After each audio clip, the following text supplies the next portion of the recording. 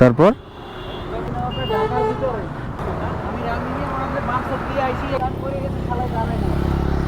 কিসের সাথে লাগছিল, কিসের সাথে ভাইয়া?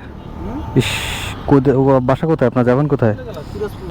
ওরে সর্বনাশ, বাসের সাথে? তাহলে ওহো, তা আপনার চালাই যেতে অসুবিধা হচ্ছে না? ওরে বাপরে বাপ ভাই, তাহলে তো মারাত্মক একটা সমস্যা হয়ে গেছে। বাইকের কোনো ক্ষতি হয় না, আপনি জাস্ট পড়ে গেছেন না? আল্লাহ মাফ করুক আল্লাহ।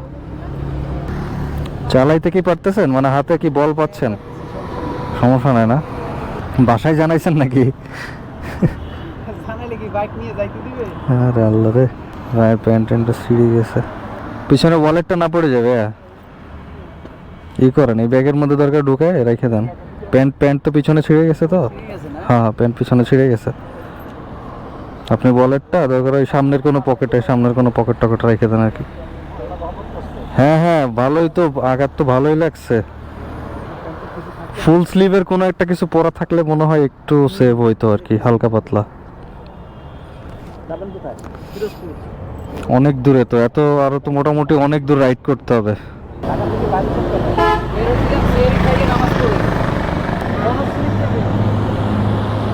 হুম, সাবধানে চালান ভাই, আস্তে আস্তে চালাই যান। কোনো ধরনের কোনো হেল্প লাগলে ভাই বললেন, আমি আছি আপনার। দেখে বিষয়টা খুবই খারাপ লাগলো। তো ভিডিওতে দেখছেনই কি একটা অবস্থা, প্যান্ট ট্যান্ট ছিঁড়ে গেছে, হাতের এই পাশ পুরাটা একদম ছিলে টিলে শেষ। আল্লাহ মাফ করুক, আল্লাহ মাফ করুক। ঈদ যাত্রা সবার শুভ হোক।